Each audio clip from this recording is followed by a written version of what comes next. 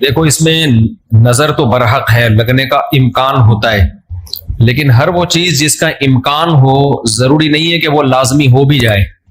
امکانات کی دنیا تو بہت بڑی ہے نا، اس میں افراط اور تفریط ہے۔ کچھ لوگ تو ایسے ہیں جو نظر کے وجود ہی کو نہیں مانتے، وہ کہتے ہیں نظر سرے سے لگتی ہی نہیں ہے، اور کچھ لوگ کہتے ہیں ایسے ہیں کہ اس میں بہت مبالغہ کرتے ہیں، ان کو ہر وقت لگ رہی ہوتی ہے ان کے رائے کے مطابق کہ اس کو لگ گئی، اس کو لگ گئی، اس کو لگ گئی، یہی چلتا رہتا ہے پروگرام۔ تو نہ اس میں وہمی بننے کی ضرورت ہے اور نہ نظر کا انکار کرنا جائز ہے ہمارے لیے۔ جو لوگ نظر کا انکار کرتے ہیں نا، وہ ہیں سیکولر لوگ، لبرل لوگ جو شریعت کو نہیں مانتے۔ وہ کہتے ہیں اس کی کیا دلیل ہے؟ بھائی ہمارے پاس دلائل، مشاہدہ بھی دلیل ہوتی ہے، لیکن وحی خود دلیل ہے ہماری نظر میں۔ وحی جب نبی صلی اللہ علیہ وسلم نے بتا دیا کہ العین حق، نظر برحق ہے، تو ہمارے لیے یہ بھی ایک دلیل ہے۔ اب کوئی رسول کو مانتا ہی نہ ہو، اللہ کو مانتا ہی نہ ہو، تو وہ نہ مانے، وہ اس کا ہیڈیک ہے۔ ہم کوئی سائنسدانوں کو مجبور تھوڑی کر رہے ہیں کہ آپ نظر کو مانو۔ سائنسدان جنت مانتے ہیں کہ جنت ہے؟ جواب دینا۔ سائنسدان مانتے ہیں موت کے بعد دوبارہ زندگی ہے؟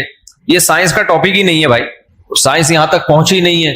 تو نظر تو برحق ہے، کوئی بھی اچھی چیز ہو، کوئی بھی بہت ہو، تو اس میں چانس ہوتا ہے کہ نظر لگ جائے۔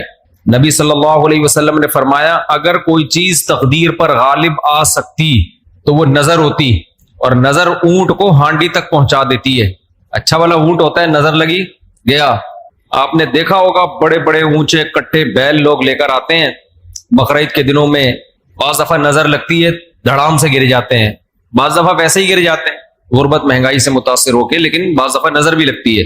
تو ہمارے پاس جو نظر کے برحق ہونے کی دلیل ہے وہ رسول اللہ صلی اللہ علیہ وسلم کا قول۔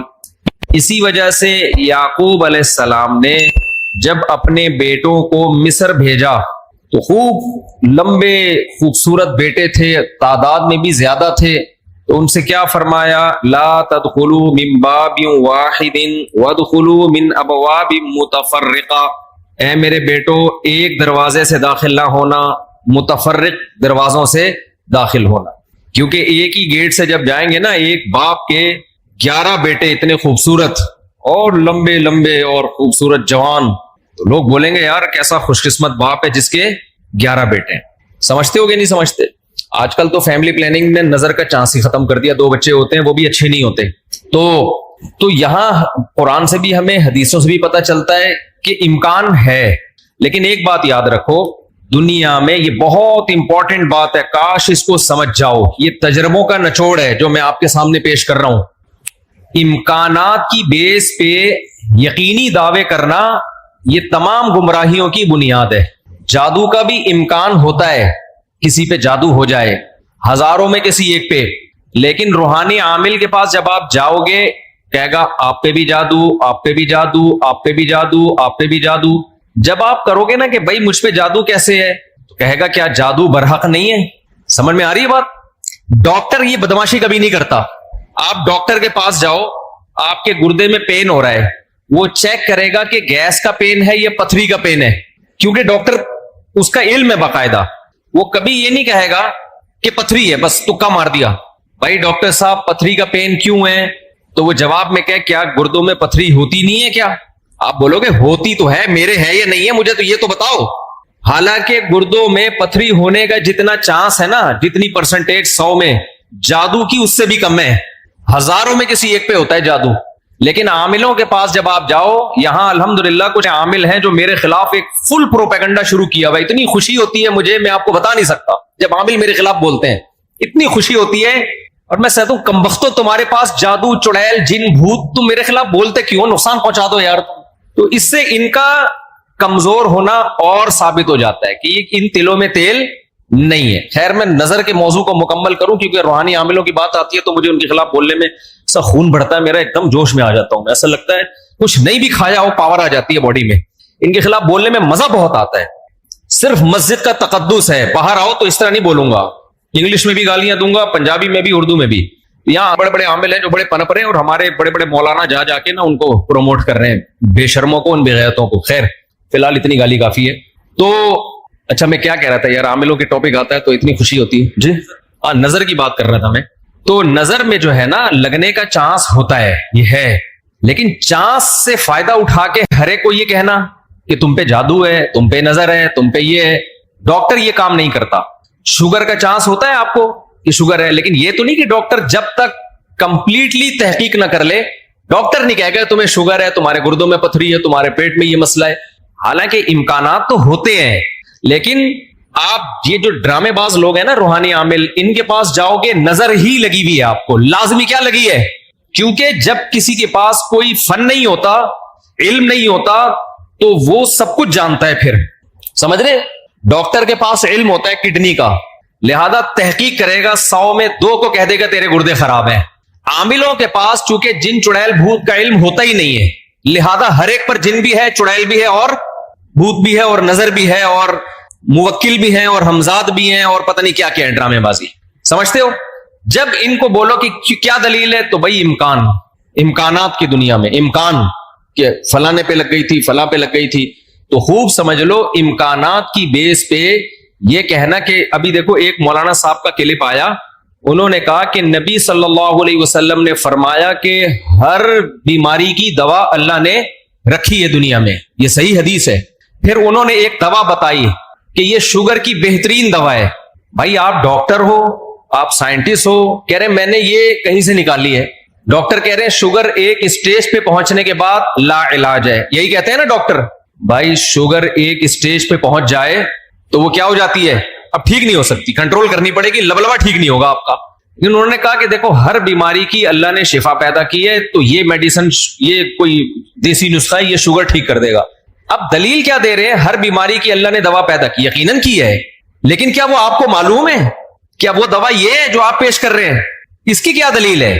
بھائی بہت ساری دوائیں لوگوں کو معلوم نہیں ہے۔ تو اب یہ سمجھیں کہ 2 انتہائی میں جلدی سے کمپلیٹ کروں اس موضوع کو، کہ نظر لگنے کا چانس ہوتا ہے، لیکن یہ نہیں ہے کہ جو بھی کوئی اچھی چیز ہوگی، کچھ بھی ہو جائے، اس کو نظر ہی لگی ہے۔ تو یہ وہم کی دنیا سے باہر نکلنا چاہیے۔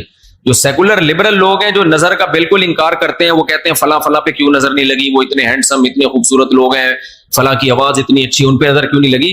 تو اب اصول سمجھیں، نظر لگنے کے لیے علماء نے قاعدہ ضابطہ بیان کیا ہے، جو چیزیں مشہور ہوتی ہیں نا ان کو اکثر نظر نہیں لگتی۔ نظر ہمیشہ اچھمبے کی چیز کو، اچانک، جیسے میں لوگوں سے کہتا ہوں بھائی آپ انتہائی غریب تھے، سائیکل بھی نہیں تھی آپ کے پاس، اچانک آپ کے پاس بہت زیادہ پیسہ آ گیا، اور علاقہ بھی وہی ہے، رہتے اسی غریبوں کے محلے میں ہو، گندے نالے پہ رہتے ہو، سائیکل پہ تھے، اچانک لینڈ کروزر آ گئی آپ کے پاس۔ یہ جو اچانک والا کام ہوا ہے نا، اس میں نظر لگنے کا چانس ہوتا ہے۔ سمجھ میں آ رہی ہے بات؟ اب دیکھو یعقوب علیہ السلام کے بیٹے مصر میں ان کے ساتھ ہی رہتے تھے، سوری مصر میں نہیں، شام میں ساتھ رہتے تھے۔ وہاں یعقوب علیہ السلام نے نظر سے بچنے کا یہ والا اہتمام ہمارے علم میں نہیں ہے کہ بچوں کو کہو دروازے سے الگ الگ جایا کرو، ایک ہی دروازے سے۔ لیکن جب مصر جا رہے ہیں نا، اجنبی جگہ ہے، وہ لوگ یعقوب علیہ السلام کے بیٹوں سے مانوس نہیں ہیں۔ وہاں یعقوب علیہ السلام نے کہا ایک نئی جگہ پہ جا رہے ہو، اچانک اتنے بیٹے جب لوگ دیکھیں گے نا خوبصورت، وہاں چانس ہے۔ تو اس سے پتہ چلتا ہے کہ اپنی نعمت کو آہستہ آہستہ ایکسپوز کرنا چاہیے۔ سمجھتے ہو کہ نہیں سمجھتے؟ آہستہ آہستہ کیا کرنا چاہیے؟ پہلے پہلی ہو، پھر دوسری، استغفر اللہ، یعنی آہستہ آہستہ۔ ایک کمارا آدمی جس کو کوئی رشتہ نہیں دے رہا، اچانک 4 بیویاں لے کے گھوم رہا ہے، تو چانس ہوتا ہے اس کے نظر لگنے کا۔ اس لیے ایک دم سے نہیں، تھوڑا تھوڑا آہستہ آہستہ، پہلے ایک پہلی ہوگی، دوسری میں کچھ پٹو گے، تھوڑی بےزتی ہوگی، تھوڑی عزت ہوگی، کچھ لڈو، کچھ گالیاں مل جل کے، پھر تیسری، تو اس طرح کر کے چلانا، ٹھیک ہے؟ تو اچانک کوئی نعمت آتی ہے تو اس پہ نظر لگنے کا چانس ہوتا ہے۔ دوسری بات یہ ہے کہ نظر سے بچنے کے لیے جو نبی صلی اللہ علیہ وسلم نے دعائیں بتائی ہیں، ان دعاؤں کا اہتمام کرنا چاہیے۔ اعوذ بکلمات اللہ التامہ من کل شیطان وہامہ ومن کل عین لامہ، یہ دعا پڑھنی چاہیے۔ اور اپنی نعمت کا اظہار ان لوگوں کے سامنے کرنا چاہیے جو آپ سے محبت کرتے ہیں، وہ خوش ہوں گے۔ بعض دفعہ انسان دوسرے سے محبت کے دعوے کرتا ہے لیکن جیلس ہو جاتا ہے وہ، جب آپ اس کو بتاتے ہیں نا میرے پاس اتنا پیسہ، میری ارننگ اتنی ہو گئی، تو وہ اندر اندر سے جل رہا ہوتا ہے، تو حاسد کی نظر لگنے کا چانس زیادہ ہوتا ہے۔ سمجھتے ہو؟ تو اپنی نعمت ہر ایک کے سامنے نہیں بیان کرنی چاہیے۔ بعض دفعہ اپنی نظر بھی لگتی ہے انسان کو، تو خود پسندی میں، عجب میں مبتلا نہیں ہونا چاہیے۔ جب بھی کوئی نعمت ہو، آدمی کیا کہے؟ اللہ کی دین ہے بھائی، میرا کمال نہیں ہے۔ کس کی دین ہے یہ؟ اللہ کی دین ہے. تو ان چیزوں کے اہتمام سے نظر کا چانس کم ہو جاتا ہے. باقی عاملوں کے پاس نہ نظر کا کوئی علاج ہے سوائے مسمرزم کے. دماغ کو کنٹرول کر کے کچھ الٹی سیدھی چیزیں آپ کی کھوپڑی میں ڈال دیتے ہیں تو اس سے آپ سمجھتے ہو کہ میں ٹھیک ہو رہا ہوں. ٹھیک نہیں ہوتے. آپ مینٹلی تھوڑا سا کیا ہو جاتے ہو, مطمئن ہو جاتے ہو, اور ان کا اپنا دماغ بھی خراب ہوتا ہے, آپ کا بھی دماغ خراب کرتے ہیں. سمجھتے ہو؟ اچھا, میں جب عاملوں کے خلاف بولتا ہوں لوگ کہتے ہیں یہ 2 نمبر عاملوں کے خلاف ہے. بالکل غلط بات. میں 1 نمبر عاملوں کے خلاف, یہ ذہن میں رکھو. 2 نمبر کو تو میں لفٹ ہی نہیں کراتا. میں ان عاملوں کے خلاف ہوں جن کو علماء بزرگان دین سمجھتے ہیں کہ بہت بڑی پہنچی ہوئی چیز ہے یہ. میں ان کو 2 نمبر سمجھتا ہوں. یہ کخ بھی نہیں کر سکتے. سمجھتے ہو؟ یہ کچھ بھی نہیں کر سکتے, چاہے امریکہ میں ہو, چاہے جاپان میں ہو, چاہے پاکستان میں ہو, چاہے کراچی میں ہو, چاہے پنجاب میں ہو, سب ایک جیسے ہیں. تو اس لیے اپنے آپ کو بچاؤ ان فضول لوگوں سے. اچھا بھائی, حضرت محمد صلی اللہ علیہ وسلم پر جادو کے اثرات سے متعلق اہل سنت کا کیا عقیدہ ہے؟ نبی پر جادو ہوا تھا, بخاری مسلم سے ثابت ہے, لیکن ہوا کیوں تھا؟ آپ کہیں گے نا ایک طرف تو آپ کہہ رہے ہیں جادو اتنی آسان نہیں ہے, ہزاروں میں کسی ایک پہ, تو پیغمبر پہ ہو گیا. دیکھو کچھ چیزیں نبی صلی اللہ علیہ وسلم کے ساتھ ایسی ہوئی ہیں جن میں کوئی حکمت تھی. یہودی آپ کو جادوگر کہتے تھے, جادوگر جادوگر. اللہ نے تھوڑا سا اثر ہونے دیا تاکہ یہودیوں کو الزام لگانے کا موقع نہ ملے. جادوگروں پہ جادو کا اثر نہیں ہوتا, تو تھوڑا سا اثر اللہ نے ہونے دے دیا. اتنا اثر کہ آپ کبھی کبھار بھولنے لگے کچھ چیزیں, کچھ کام کیا ہوتا آپ کو یاد نہ ہوتا. اس سے زیادہ اثر نہیں ہوا آپ کے اوپر. اور یہ اثر اس لیے اللہ نے ڈالا تاکہ لوگوں کو یقین آ جائے آپ بشریت میں کامل ہیں اور آپ جادوگر نہیں ہیں. اصل مقصد یہ الزام کی نفی تھی. اگر یہ اتنا آسان ہوتا تو ابو بکر پہ کیوں نہیں ہو گیا میرے بھائی, حضرت عمر پہ کیوں نہیں ہو گیا, حضرت عثمان پہ کیوں نہیں ہو گیا, سیدنا علی پہ کیوں نہیں ہو گیا؟ یہ تو ایک تماشا بنا لیتے لوگ. فرعون کے موسیٰ علیہ السلام کے مقابلے میں جادوگر آئے ہیں. آپ لوگ کو آواز صحیح آ رہی ہے؟ گونج تو نہیں رہی ہے آواز؟ مجھے تو گونج رہی ہے آواز. بھائی موسیٰ علیہ السلام کے مقابلے میں جادوگر آئے. قرآن کہتا ہے یخیل الیہ من سحرہم انہا تسعی. جادوگروں نے دماغ کو ایسا کیپچر کیا ہے کہ دیکھنے میں ایسا لگا کہ یہ لاٹھیاں نہیں بلکہ سانپ ہیں. حقیقت میں وہ لاٹھیاں سانپ نہیں بنی تھی. دماغ میں کچھ انہوں نے ایسا کیا ہے نا کہ یخیل, خیال پیدا ہوا کہ یہ لاٹھیاں نہیں بلکہ کیا ہے, سانپ. دیکھو انبیاء کے دماغ کو ایسے کیپچر نہیں کیا جا سکتا, لیکن اللہ نے یہاں ہونے دیا. موسیٰ علیہ السلام کو بھی ایسا لگا کہ یہ لاٹھیاں نہیں بلکہ کیا ہے, سانپ ہیں. اس میں حکمت تھی نا تاکہ مقابلہ تو ہو.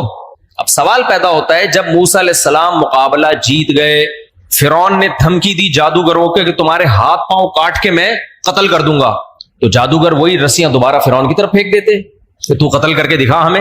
کیا خیال ہے بھائی؟ یا فرعون پہ جادو کر دیتے. ہوا جادو فرعون پہ؟ بولتے کیوں نہیں؟ مجھے تو لگ رہا ہے آپ لوگ پہ ہو گیا. نہیں ہوا نا فرعون پہ جادو.